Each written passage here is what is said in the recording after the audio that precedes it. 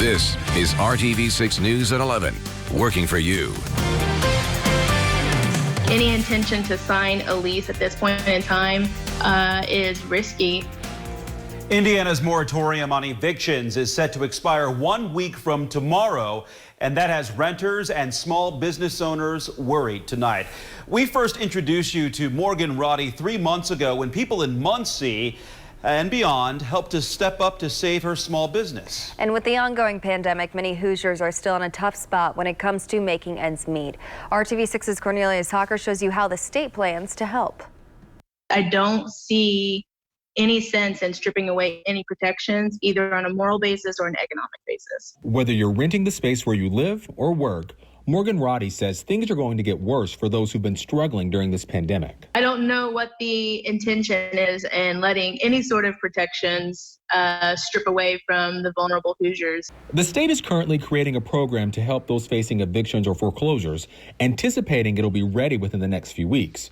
It'll be free for landlords and tenants to settle disagreements over rent. Governor Holcomb announced Wednesday a $15 million increase to the state's rental assistance program, a program that at last check had more than 24,000 people apply.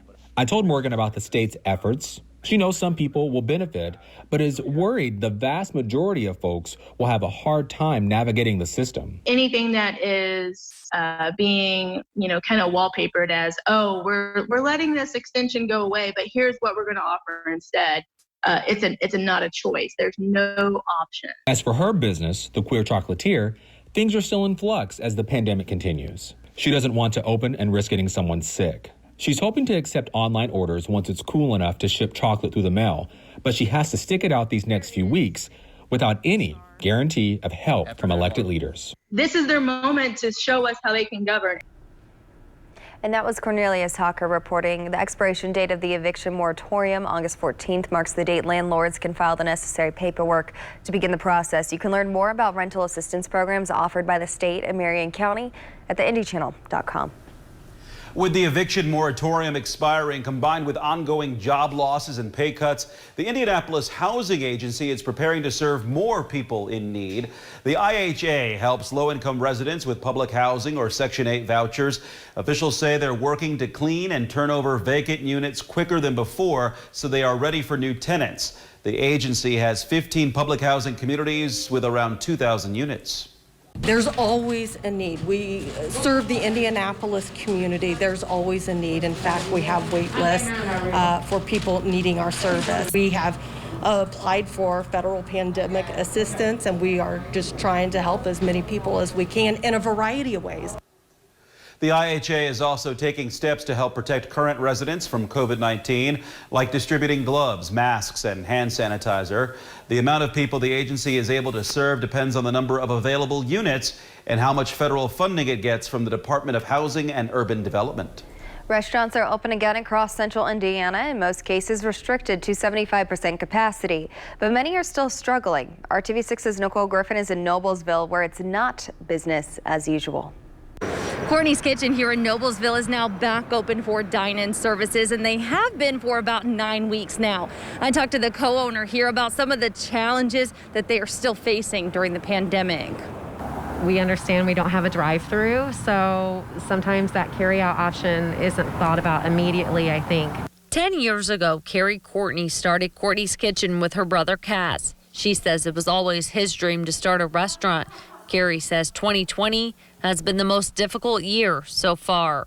We're hanging in there. The 75% capacity on some shifts, we reach that, and those are good shifts. But most of the time, we're not in a hurry to move to 100% capacity yet because we just don't have enough customers that are comfortable doing that. During the pandemic, the Courtney family is continuing to adapt to changes just to stay open.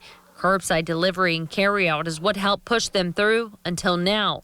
But growing the business is still a daily challenge. We don't stock like we used to. I'm running to the store a lot more often, but we're trying to just take it more day by day so that if something does change in the coming future, we don't get hurt again. Courtney says events getting canceled in Noblesville is also hurting business, but the restaurant's biggest fundraiser of the year, the Strut to Save Lives, is rescheduled for September. She hopes the event that is put on by the Indiana Donor Network and race car driver Brian Clausen's family has a good turnout, so this small local staple can keep its doors open and continue serving the community. Working for you in Noblesville, Nicole Griffin, RTV6. And Strut to Save Lives is scheduled for September 20th at 11 a.m. at Dillon Park in Noblesville. It's a day to join members of the community and their pups to honor Brian Clausen and to help save lives by encouraging organ and tissue donation. Indiana's top education official believes schools can safely reopen despite several districts reporting students and staff testing positive for COVID-19 in the first days of the new school year. Dr. Jennifer McCormick, the state school superintendent, spoke today. She says it's best for medical experts to determine if, when, and how schools should reopen. Her office is continuously working with local districts on back-to-school plans. She also discussed steps being taken to protect the health of teachers. Our districts are doing a good job of making sure they understand, state and some of the new federal HR laws, which are interesting right now, and how those work. So if there are staff members that feel unsafe, or first of all, a lot of things have been discussed in the plans with teachers to make sure that they were part of it. And the most successful districts that I have seen really were heavily involved and had some consensus. Sometimes that's hard to come by. McCormick also says other steps are being taken at the local level, like providing personal protective equipment and adjusting schedules. RTV6 is working for you as you navigate sending kids safely back to school. You can find much more coverage on what state officials and local districts are doing to protect students and staff as they return to the classroom, and learn more about remote learning options. Find our full coverage at theindychannel.com/safelybacktoSchool. And now to the forecast as we look live at downtown Indianapolis. It's a beautiful night to be outside. Kevin joins us now, helping you plan your Friday. And Kevin, it was just gorgeous today. I would love to get another day like that. Another check mark on the calendar. We've got another one tomorrow. Saturday will be nice. The only difference, we return to more summer-like temperatures. Almost today. That's what I would say about our high temperature.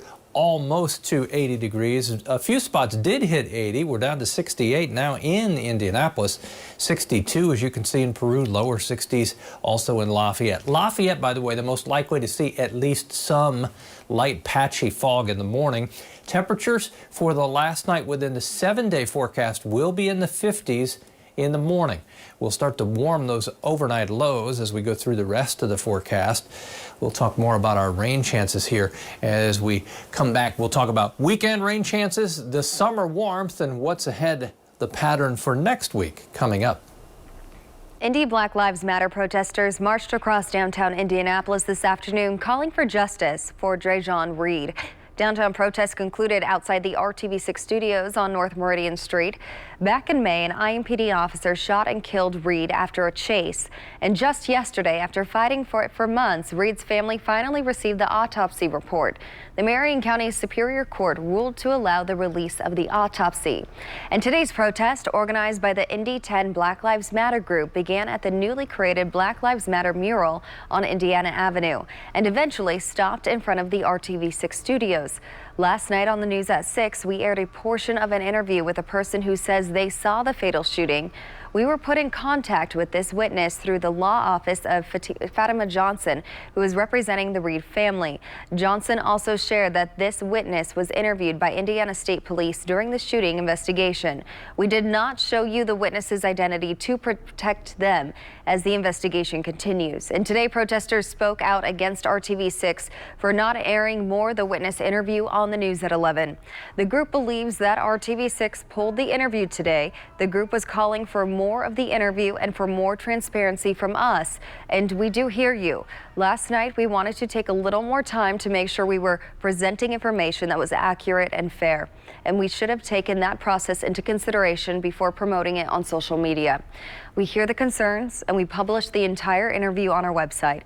RTV6 understands there's a high level of interest surrounding this story. So here again, we will show you the same portion of the last night's 6 p.m. interview with the witness and what they claim to have seen the day Dre'Jon Reed was killed.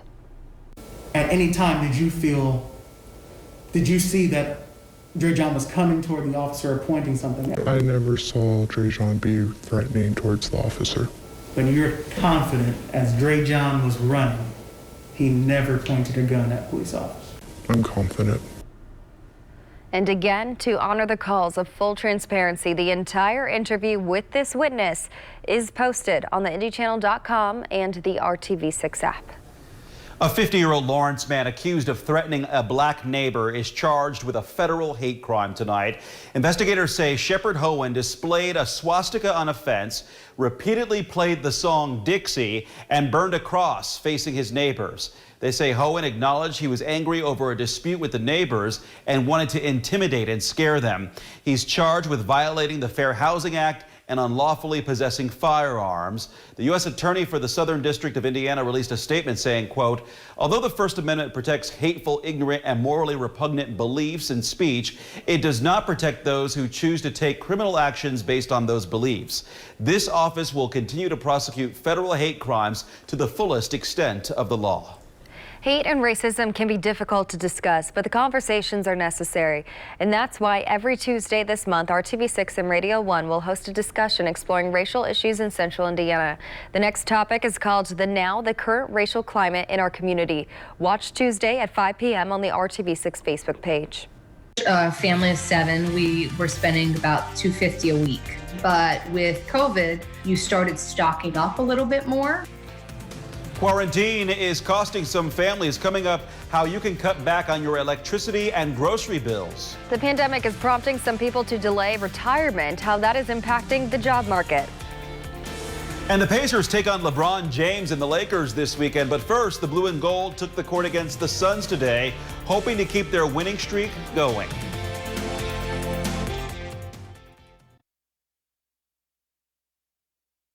This is RTV6 News at 11, working for you.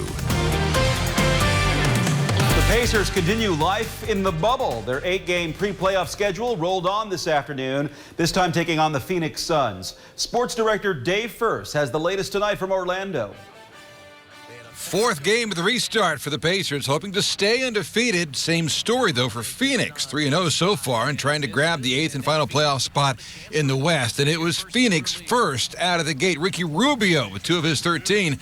Suns start the game on a 17-0 run. TJ Warren has been the NBA's star in this restart, averaging close to 40 points per game. Comes up with the steal and the finish as the Pacers climb within 9 at the time. Warren with a modest 16 on 7 of 20 shooting. Among those in the virtual seats for this one, Shaq. As the attack continued in the third, Malcolm Brogdon with the and one. He had a game-high 25. Pacers up 3 with 2 minutes left in the third. But Phoenix answers with an incredible 21-0 run. Cameron Payne providing most of the pain. He had 15 off the bench and hold pace after that. Indiana with their first loss in Orlando, 114-99. Victor Oladipo with 16 in the losing effort. A tough one for the blue and gold, who never really got on track. I just didn't think that we had a flow all night long. That was both units. I didn't think that we established ourselves defensively. I thought more focus was on the offensive end of the floor tonight. I think we're a little bit tired. We had a day off. I think guys have been taking care of their bodies, but this is a tough run that we're on, a lot of games in a short number of days.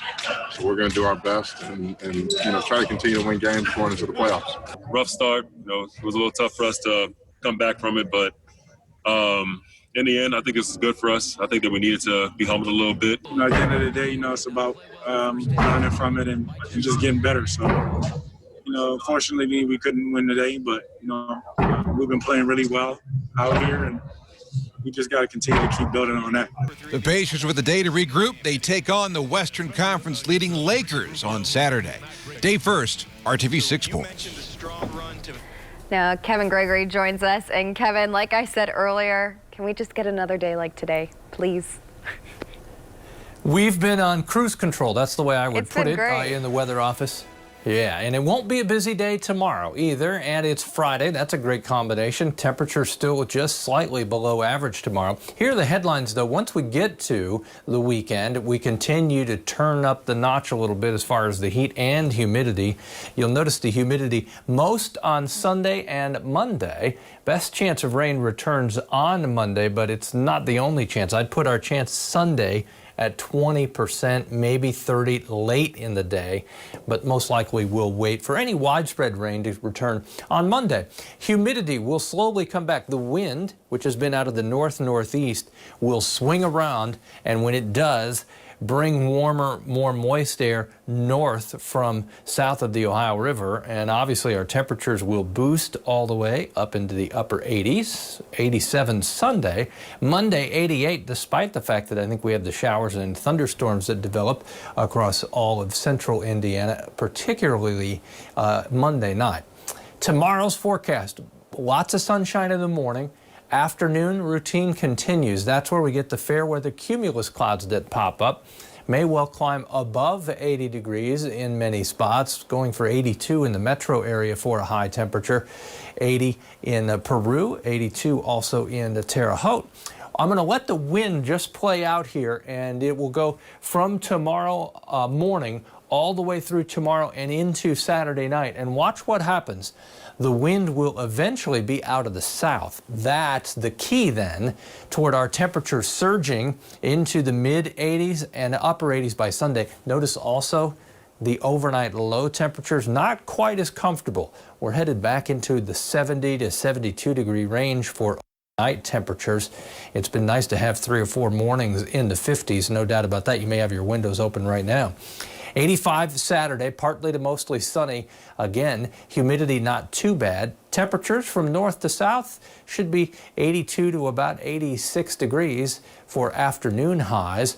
As you look at Sunday, the chance for rain is there, but again, it's very low. Late Monday into Monday night, there's the surge of better moisture and a better chance for showers and thunderstorms. The 2 best opportunities in the entire 7-day forecast for rain would be Monday and Wednesday.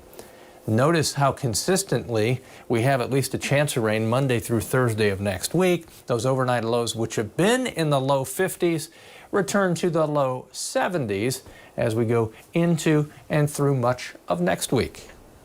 Thanks, Kevin. Dozens of students have new backpacks and supplies tonight thanks to the community. A back-to-school backpack drive today benefited kids at Urban Act Academy. Students and staff are preparing to return to class on August 17th. Gleaner's Food Bank continues to feed the community. The nonprofit hosted a mobile food pantry today in the parking lot at Anthem headquarters in downtown Indianapolis. People in need went home with fresh fruit, vegetables, meat, and dairy products. The pantry is part of the No One Runs on Empty initiative, which focuses on getting healthy, nutritious food to people who may not have access. Grocery bills are going up for many families as the pandemic continues, and those are not the only costs that are spiking. ABC's Doreen Shaw explains staying at home does not necessarily mean people are saving money. The coronavirus is proving to be costly for many Americans, with utility and food costs skyrocketing. Realtor Nicole McHenry is a mom of 5 working from home. She says as soon as her routine changed, her food bill did too. On average, a family of 7, we were spending about $250 a week. But with COVID, you started stocking up a little bit more.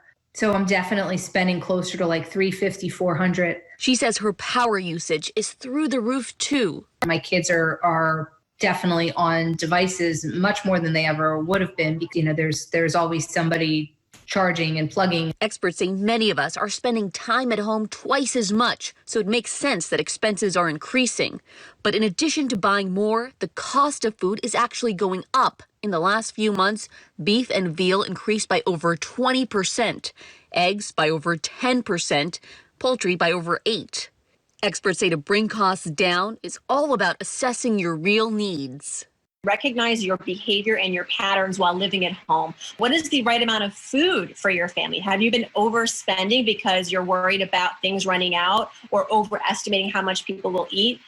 Saving on utilities is about unplugging so-called energy vampires, appliances that drain a lot of extra energy, and contacting your utility company, says one expert. The second thing you want to do is contact your utility companies and ask for an extension of time to pay, ask for a deferment of payment, or ask that they cut your bill into 6 or 12 payments. The other thing that you can do is you can ask for low-income energy assistance. Many families say they are eager to get the financial hurdles out of the way so they can focus on just the challenges of being home all the time. Working from home full time and having 5 children at home has definitely been challenging, much more challenging.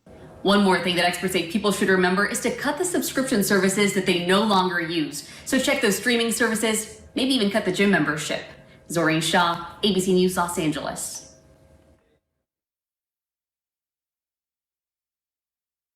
This is RTV6 News at 11, working for you. 1.2 million people filed new jobless claims last week, according to the newest unemployment numbers released today. There were just over 16 million continued claims. One issue that may be impacting jobs is workers delaying retirement. Scripps reporter Alicia Neves explains. My career has been absolutely wonderful. For 40 years, Peggy Morrison Uten has worked in nonprofit. She was planning on retiring this May. I decided I was going to let this job open, a job I've loved and benefited from, and have somebody else have a chance to see what they could do with it. But a few months before retirement, the pandemic hit the U.S. They were not going to be able to refill my position because of economic challenges of COVID, etc. All of a sudden, my desire to open up a position was just leaving a position and leaving more work for my coworkers. So Uten has now delayed her retirement indefinitely and is part of a growing number of Americans doing so because of COVID-19. In fact, the nonprofit organization Life Happens just conducted a survey that showed 43% of adults have either already delayed retirement or are considering it.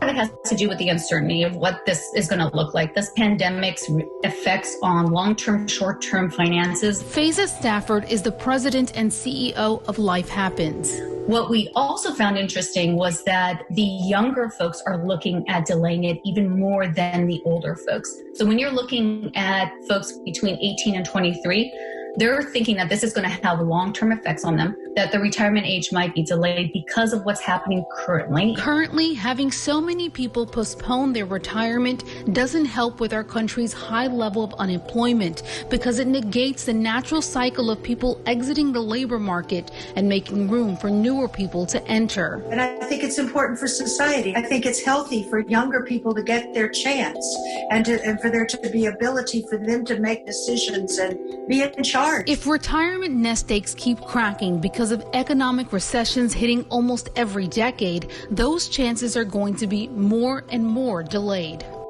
I'm Alicia Nieves reporting. And if you need help finding a job during this difficult time, go to our website, hiringhoosiers.com. We have links to job listings and applications. There you can also find training and educational opportunities. We'll be right back.